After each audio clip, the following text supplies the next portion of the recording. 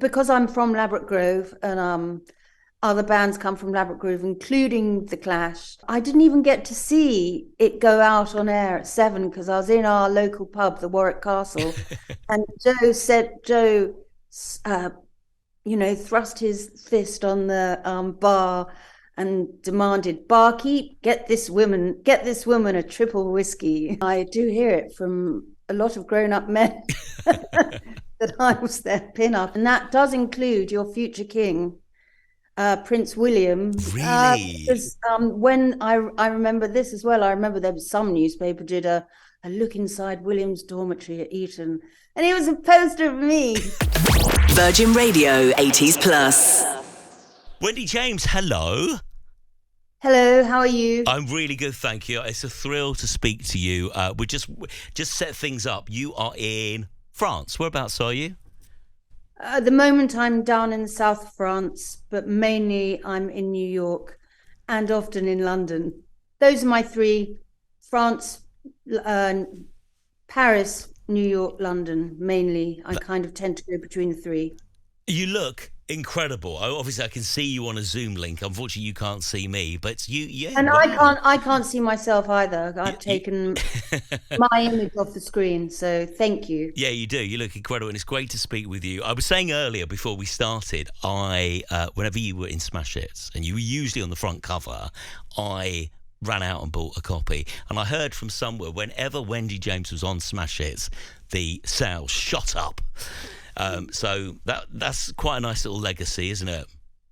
And in a similar way, I was on the cover of the Face magazine, and that turned out to be, in their whole legacy of issues, that turned out to be their most popular and most bought issue as well. So there's something to be said for being the biggest seller on the cover of magazines. That is amazing. It's amazing. Now, thank you so much for coming up with this great list of tracks on My 80s Playlist. Did it take a long time? Because I remember when I emailed you, you got straight back to me with quite a few of them, and you've rejigged them a couple of times, but it's quite a tough task, isn't it? Well, yes and no. Some of these songs are my perennial favorites, regardless of what decade they come from. They're still songs that I refer to. You know, I've been in preparation to start recording my 10th album, and some of these songs, for instance, the song I'm going to bring up first, is in my list of references for my next album. So some of them are just perennials, and some of them I assumed were from the 70s. Yeah, but they scrape into the 80s, and there's actually a real, I don't know, particularly in England, perhaps people think of the 80s as being a very pop decade, but actually, if you look underneath, it was an incredible decade for a lot of kind of new wave post-punk songs as well, and of course bringing in the new advent of hip-hop as well. I'm really excited to get into these tracks. Please tell us the first one on your list, what you're going with.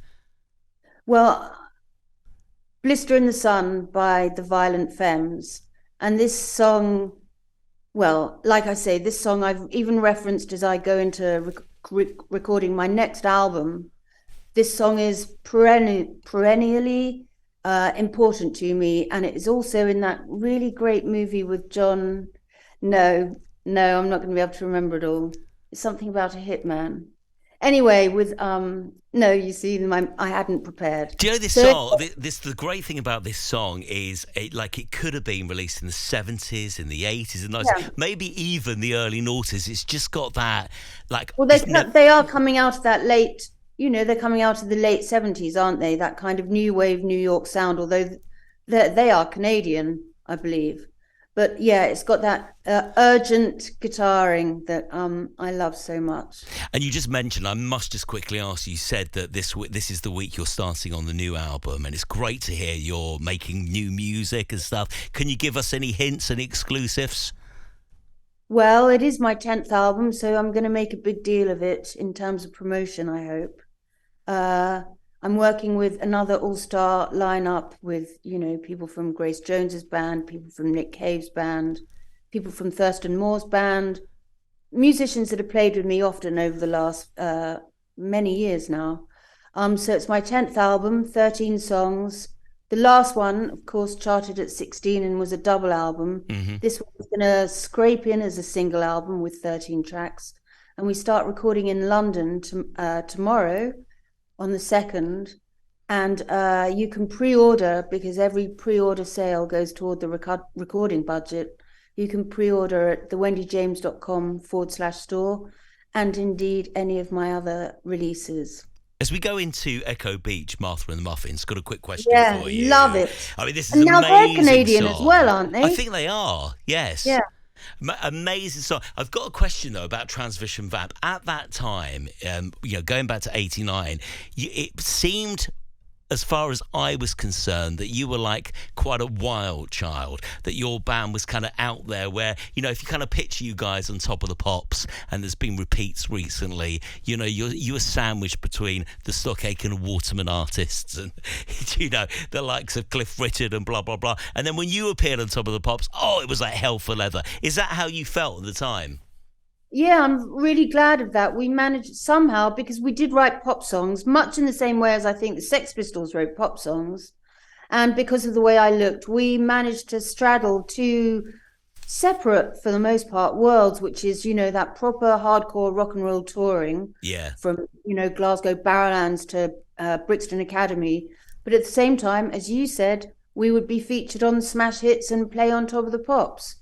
So we got the best of both worlds, and certainly whatever I behaved like on Top of the Pops or on magazine covers or live, that was a true, unadulterated version of the way I was, probably still am. That's great to hear. And so we were, it was. Listen, here's my anecdote about Top of the Pops. The first, for a band, the first time you ever hear your song on the radio is a moment that you never forget, because you cannot quite. But it's a pinch myself moment that you cannot believe this song that you incepted in your little bedsit is now being listened to by, you imagine, the whole country. And then the same thing with your first Top of the Pops. And this is only my generation and your generation that can relate to this, because there's no comparable pop show vehicle any longer. No. But it's pre-internet. And so if you got playlisted for Top of the Pops and you went up that chart with an arrow, then, you're pretty much guaranteed some kind of hit record. So to make your first appearance on Top of the Pops was quite a thing. And it would pre-tape at 4 p.m. on a Thursday and go out live, I think, at 7 p.m. on a Thursday. Yeah, 7 p.m. And but because I'm from Ladbroke Grove, and other bands come from Ladbroke Grove, including The Clash, and I was friends with Joe Strummer and am friends with Paul Simonon, we pre-taped at 4 o'clock. And I didn't even get to see it go out on air at 7, because I was in our local pub, the Warwick Castle. And Joe thrust his fist on the bar and demanded, "Barkeep, get this woman a triple whiskey." And he showed 3 fingers, and I had no idea, but that means 3 fingers, which means that's how you measure a triple into your shot glass. Wow. And so I was with Joe and Paul as Top of the Pops aired. And that's my little story about our first. I love it. Your Top of the Pops appearance, I mean, all of your appearances that I saw, whether it was Saturday morning TV or Top of the Pops, you didn't waste a second. It was like, oh, wow, you went for it. But you could tell you were having the time of your life. Yeah, I mean, I was wild and free and things were going my way. That's great to hear. And Martha and the Muffins, if you want to just tell me something about this song as we go into it. Well, if I am correct, I don't know if you can quickly Google me while I'm speaking, but if I am correct about the Violent Femmes coming from Canada as well, then clearly Canada had a thing going on, because Martha and Muffins, they are Canadian as well, and I just love this song. I mean, it's a perfectly written tune, isn't it? You just want to hear more and more of the hooks and catches and dance along to it. And of course, they've all got that kind of 80s synth, dour-faced, cool in their video as well. Yeah, brilliant. And you are right about the Canada thing. This was the inspiration for this was Sunnyside Beach, Lake Ontario in Toronto, apparently, this song. So Fantastic. Well, props to Canada. Yes, absolutely. Wonderful to hear. Can we talk about the Go-Go's? The Go-Go's are still on your list, is that right? We got the beat? Yeah, I don't know much about, I don't know their whole catalogue. I can't even bring to mind anything else Belinda Carlisle has done. She had big hits by herself. Yeah, I mean, so the really interesting thing is, I know Belinda, and like in America, everybody loves the Go-Go's, and they don't really know about the solo stuff, which is completely the opposite from here, because people love her solo songs. And, you know, I speak to people here. She did a mega hit. What's her mega hit called? Heaven is a Place on Earth. Is That's the big right. song. But if you go back to the beginning, so the Go-Go's, and she's told me this, were America's first real girl band. You know, girl members that can perform instruments, write songs, and sing. So that's what they go down as. Yeah, I mean, they're great. I've seen, and when I look at the video for this song, it's so exuberant. And again, I mean, all of the songs on my list, they are great songs. And I know I'm very good friends with members of the Talking Heads, Tom Tom Club, and I know the Go-Go's and Chris and Tina tour a lot together as a kind of packaged new wave deal. Yeah. And yeah, what can I say? I mean, this song came to mind and I didn't take it off the list. I love it. Very talented. They also had that kind of very sexy thing going on, didn't they? And yeah, I mean, I don't want to objectify her, but she's a very attractive woman. You know, she is, but they've always said this about you as well. And I remember, you know, like late 80s, people used to go, oh, she's a bit too racy, raunchy, sexy. When I say people, my mum. Right. Did you get a bit of a backlash? Because you were like very in your face, no holds barred image. From journalists, I suppose, that were looking to, as they do now, looking to court controversy. Yeah. In actual fact, any teenager post-50s, because before the 50s, there wasn't really a teenage culture. You kind of just were a young version of your parents. Mm-hmm. Post-Elvis Presley, teenage became a thing, right? And so ever since then, I defy you to find any. Of course, they're going to be sensible teenagers and academic teenagers and teenagers that want to be like Jacob Rees-Mogg. But for the most part, teenagers want to be the exact pole opposite of what their parents are, course. Which by then is straight and boring. Yeah. And so, I mean, let me put it like this: every single one of my girlfriends all dressed like that, all behave like that. We all went out clubbing like that. I had some talent, and so I could sing and I could perform, and that was my natural inclination in life. Yeah. My appearance, wearing skirts up my bum, and I mean, I remember. Listen, here's another anecdote for you to keep or lose. I remember the first time I went to New York, and it's wild now. I was flown over to meet the head of Sony Records in New York City because he was looking to do the first signing of Transvision Vamp. This was before we'd ever signed a deal. There are a few people showing an interest, and I was flown over to meet the head of Sony. And I had bought these secondhand boots on Portobello Market, where they were about 6-inch heels, suede ankle boots in black. And the shortest of shorts, like really up my bum shorts, and one of those wife beater T-shirts, which probably should be renamed. And I remember walking, and I wanted to pay my respects to Tiffany's because of Breakfast at Tiffany's, and I wanted to stare into the window like Audrey Hepburn had done. That fame, of course, she was in a demure black dress with some pearls around, and so I walked up Fifth Avenue and stared into Tiffany and had my moment of Breakfast at Tiffany's. But I was wearing these short shorts and these super high heels, and I had a little backpack carrying my stuff on. And these two revolting 80s ladies, by 80s I mean Dallas or Dynasty type of ladies, walked by me in their floor length or shin length fur coats and their whatever, high heels, and that enormous bouffant hair that they have. And they spat at me. They spat at me and called me a tramp. And I was like, are you effing serious? Have a look at yourself.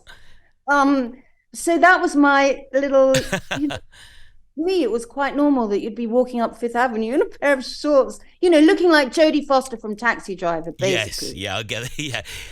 Were you aware, Wendy, at the time that you were such a huge pin-up? Were you aware that, like a teenage boy like myself, 98% of my classmates had you on their walls? And how did that make you feel? How does it make you feel now? I've got to ask you. Well, I mean, I do hear it from a lot of grown-up men that I was their pin-up, and I'm most grateful for that. And I'm happy that they liked it. And that does include your future king, Prince William. Really? Because when I remember this as well, I remember there was some newspaper did a look inside William's dormitory at Eton, and it was a poster of me. What are we going for next? Okay, New Order, got to be, and their song Ceremony, and I love it. I love Sofia Coppola's use of it in her movie Marie Antoinette. And they all go, Marie Antoinette and all the aristos of France go to a masked ball. And Sofia Coppola is brilliant with her soundtracks. And especially in that one, she uses, real new wave cutting edge songs in juxtaposition to ladies in massive ball gowns and masks. And Ceremony in New Order, Ceremony in Marie Antoinette is brilliant, and anyway, New Order are great. So. They really are, aren't they? And every track is so. Would you agree with me when I say that you can hear this song 1,000 times and it will mean a different thing every time? Yeah, I mean it's phenomenal music making. Part of my picture puzzle. Brilliant. The one song that Transvision Vamp never played, and I swear to God I'm going to play somehow, is Velveteen. I think it's 10 minutes long, isn't it? I was just going to say, I'm looking at it here. It's 9 minutes, pretty much 10 minutes long. And it's strings and it's dynamics and it's a whole bloody soap opera. And I was on the road. I was on the road in between pandemic when the lockdown was lifted shortly at the end of 2020. Yeah. And I went on the road around the UK, and there was some talk of various agents being interested in having me play the Velveteen album top to bottom, authentically to the music. Oh wow! And I could really visualize that, and I'm open to that idea. That'd be incredible. In as much that I'm not talking about a reformation of Transvision Vamp. I'm saying me with my musicians playing that whole album, but the idea of closing with Velveteen and then curtains, it would be. So I think that idea could work. And also what happened was during lockdown, a lot of people started interacting about music. What's his name? Tim from the Charlatans. Oh, Tim, yes. He did a listening hour on Twitter that we would all join in on. And one of his shows was, centered on Velveteen. And I hadn't, it's not like I sit here listening to past records, solo ones or Transvision Vamp ones. But because we were doing it live on Twitter with interactions per song, I listened to the whole album and I was like, whoa, there's some decent sounding songs on here. It was good to listen back, was it? Yeah. Nice to do. So I embrace the past, absolutely. I think you should do that. What, just out of interest, because you mentioned about Transvision Vamp not getting back together. Would they ever get back together, or is it history now, or what's the score? I mean, I don't know if they're up to it musically. I know that Dave has kept his hand in, or he may not any longer, but after Transvision Vamp, he joined. God, my memory's failing today. What was that thing with Gavin Rossdale? They did a grunge band. Oh, okay. Anyway, that they did quite well in America. So Dave kept on playing. I don't know if the others did. And then people get older and personalities get more entrenched in set in their ways, perhaps. And I'm the only one that's kept agile, still current. This is my life. I make music. That's what I do. So I don't think it's realistic. I think you'd want to jump off a building on day 3 of rehearsals, to be honest. There you go. Honestly, I've got one more question. I would disappoint myself if I didn't ask this. Can you still do the Wendy James scream? Well, I get the band to do it with me now. We all scream it, and I know, and sometimes I let the audience do it. But yes, of course I can, and no, I'm not going to do it now. No, but did you ever lose your voice? Because it is such a earthy sound. I mean, where does it come from? It's amazing. The producer said scream, so I screamed. Yeah, I've got I'm a fairly small person physically, but I've got a massive set of lungs. I would absolutely love to meet you next time you're in London. You're more than welcome to come in and say hi. It'd be wonderful. I've really enjoyed spending the last hour with you, and these tracks are incredible. Thank you for spending so much time, and I can tell you really love every moment of telling me about them. I'm feeling quite emotional. It's all very exciting. It's really great to meet you. Just recap then with this new album, because we're lucky enough to have you on this week when you're starting this album. When will it be available? Can I put you on the spot? It'll be 2024. Okay. By the time I'm ready. But yes, you can even do a VIP visit to the studio, because this album's going to take a few studio sessions. Okay. Available on my website is a studio pass, so you actually can come and see us doing what I described earlier, which is, inventing the music. The songs are written, and now we invent the production and the parts. So you can do that, and you can, like I said earlier, pre-order album 10. It's called The Shape of History. There we are. And it's at thewendyjames.com/store. And if you haven't kept up with all my the last 2 charted albums and ventures since Transvision Vamp, then it's all there to be found and purchased and read about on thewendyjames.com. So there's a whole world out there for everyone to discover. Love it. Wendy, you've been every bit as amazing as I would have hoped, and it's a pleasure to spend an hour in your time. And thank you for giving some time and doing this. Would love to see you soon. Wendy James, you're amazing. Thank you so much. Thank you. It's my complete pleasure.